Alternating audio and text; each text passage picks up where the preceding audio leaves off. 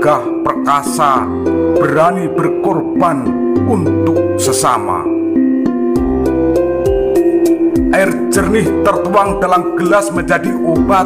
Air mengalir adalah tirta keabadian. Ini adalah Ponorogo.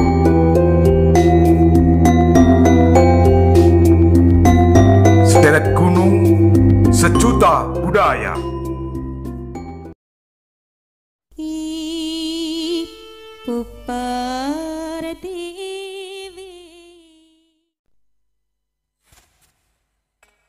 Assalamualaikum warahmatullahi wabarakatuh. Sedulurku sekalian, selamat bertemu kembali dengan saya Kang Jinggu di channel YouTube Tonatan TV. Kali ini kita akan membeberkan beberapa kesaktian karomah dari Kyai Ageng Kasan Besari Tegal Sari Ponorogo.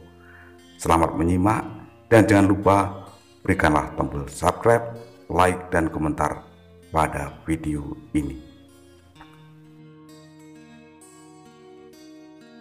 Sedulurku sekalian, menceritakan tentang perjalanan perkembangan agama Islam yang di Ponorogo yang dibawa oleh kiai-kiai sepuh tentu tidak lengkap bila tidak menceritakan kehebatan atau kesaktian juga karomah yang dimiliki oleh para kiai sepuh itu. Di sini Tonatan TV akan membeberkan beberapa karomah yang dimiliki oleh Kyai Ageng Kasan Besari yang merupakan putra Kyai Ilyas dan merupakan cucu dari Kyai Ageng Muhammad Besari Tegal Sari.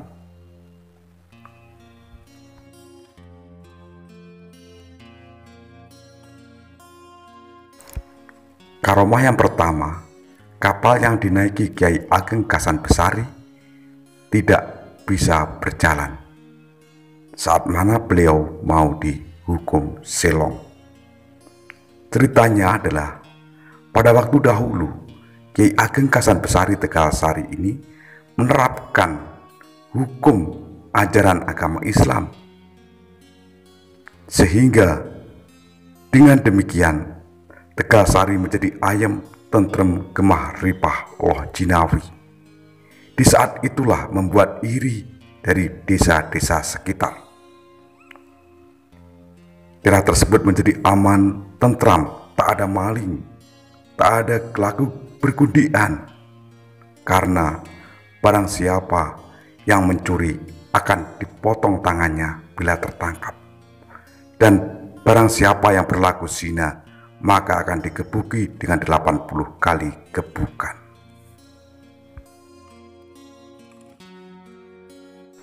Tentu saja hal ini tidak diperkenankan oleh negara, maka Bupati Ponorogo melaporkan kepada Sinuhun di Surakarta.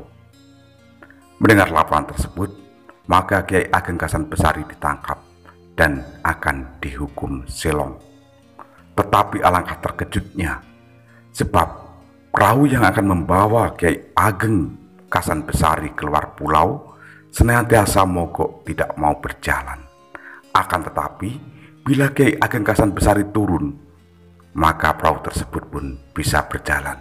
Dan ini diulang berkali-kali, sehingga tahu penyebabnya bahwa penyebab kapal mogok itu adalah Kyai Ageng Kasan Besari. Maka Kyai Ageng Kasan Besari pun dialihkan tahanan menjadi tawanan dari Keraton Surakarta yang ditawan di dalam Masjid Agung Surakarta.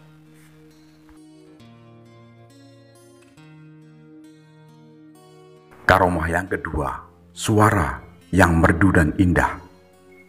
Hal ini terjadi pada saat Kyai Ageng Kasan Besari menjadi tawanan di dalam Masjid Agung. Ceritanya adalah para santri Tegal Sari sejumlah 500 orang dipimpin oleh Kyai Imam Subaweh datang ke Keraton Surakarta untuk menengok Kyai Ageng Kasan Besari yang ditawan di dalam Masjid Agung, sekaligus mengajak para santri untuk menyaksikan grebek maulud. Saat melihat Kyai Ageng Kasan Besari ditawan di Masjid Agung, maka para santri itu pun berhamburan untuk bersalaman dengan kiainya. Lalu sang kiai mengajak nanti pada hari Maulid mereka akan diajak berjanjin secara bersama-sama. Pada saat Asrokolan jam 1 malam, Kyai Ageng Hasan Besari suaranya nampak merdu sekali karena beliau selaku dalang sholawatan. Mendengar suara merdu itu sampai ke Keputren, di mana tinggalnya putri dari Sinuhun. Putri Sinuhun bertanya kepada Kanjeng Sinuhun, "Suara siapa itu kok merdu sekali?" Maka Kanjeng Sinuhun pun menjawab, "Itu suara dari Kyai Ageng Hasan Besari yang menjadi tahanan keraton, ditahan di dalam Masjid Agung." Lalu sang putri meminta kepada ayahnya, yakni Sinuhun, untuk dinikahkan dengan Kyai Ageng Hasan Besari. Bahkan sang putri menyatakan bila tidak dinikahkan dengan Kyai Ageng Hasan Besari, dia memilih mati.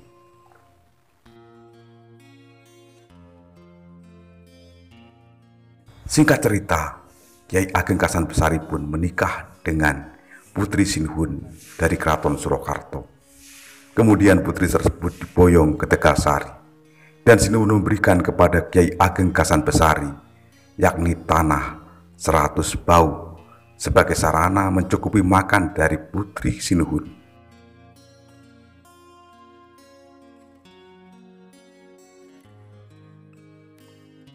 Karomah yang ketiga, perjalanan Kyai Ageng Hasan Besari dengan jalan kaki lebih cepat daripada perjalanan seorang naik kereta. Pada masa lalu, perjalanan dari Tegalsari menuju Keraton Surakarta adalah memakan waktu 7 hari.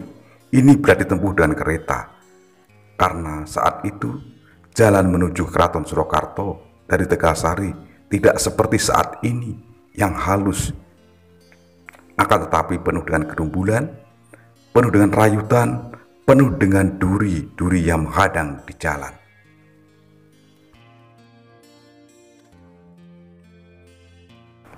Diceritakan, konon Paman Sinuhun yang berada di Gunung Tidar mendengar bahwa cucu keponakannya, yakni Putri Sinuhun, dinikahkan dengan Kyai Ageng Hasan Besari.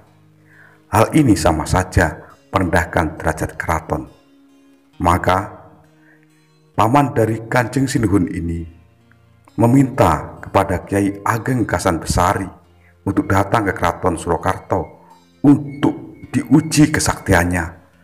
Apakah benar seperti yang diceritakan Sinuhun, bahwasanya dia memiliki kesaktian yang luar biasa? Sepertinya Kanjeng Sinuhun menceritakan kesaktian daripada Kyai Ageng Hasan Besari saat mau diselong keluar pulau.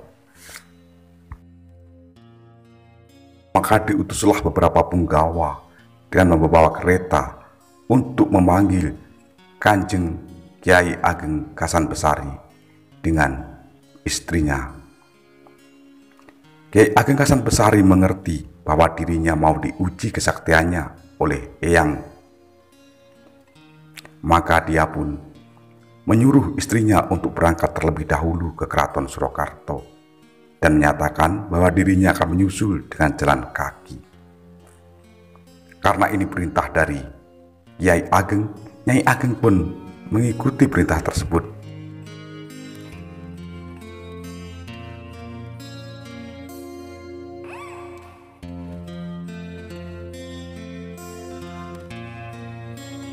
Setelah 7 hari perjalanan dari Tegalsari menuju Keraton Surakarta, Nyai Ageng pun tiba, disambut oleh Sinuhun, juga Paman Sinuhun, dan juga suaminya.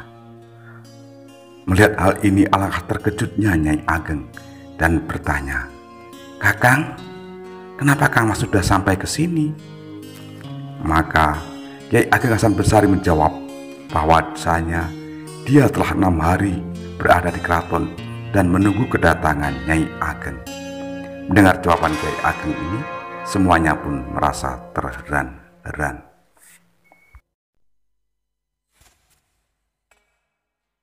Diceritakan, Pamanda Sinhun yang ingin menguji kesaktian Kiai Ageng Gasan Besari bertanya, apakah Kiai dapat memanah? Lalu Kiai Ageng pun menjawab, tidak.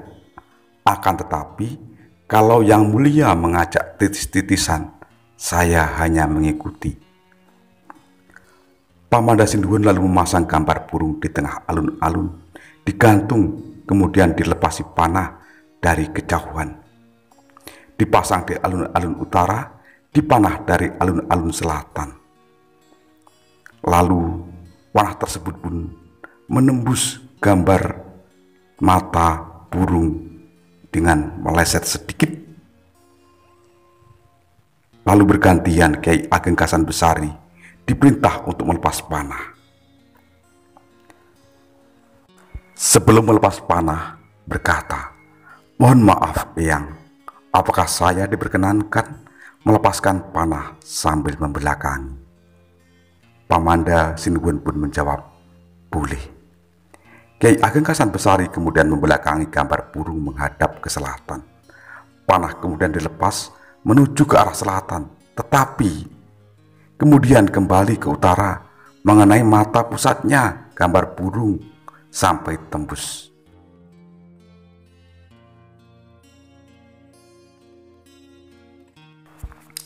Selanjutnya, Kiai Gasan Besari mengeluarkan Guno Kasantikan sambil berkata kepada Yang Mulia Eyang, "Eyang, Cucunda mohon diperkenankan menyampaikan sepatah kata untuk dipergunakan sebagai terakhirnya kepercayaan kepada Cucunda.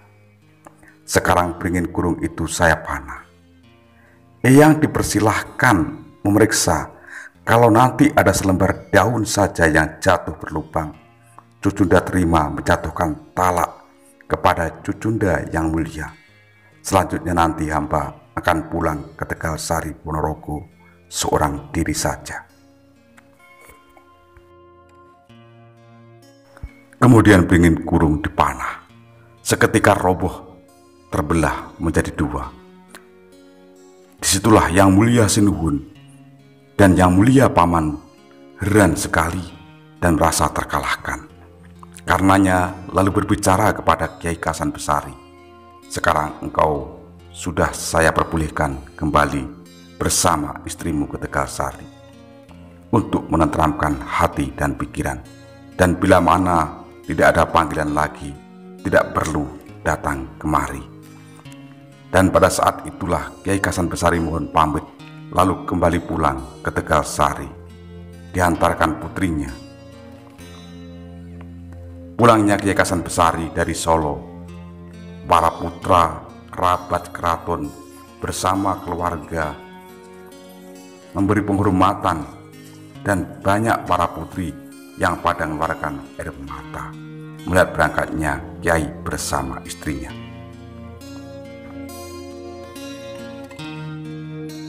Sedulurku sekalian, demikian dulu apa yang bisa saya sampaikan. Ada kurang lebihnya saya mohon maaf yang sebesar-besarnya. Kritik saran yang membangun saya persilahkan ditulis di kolom komentar.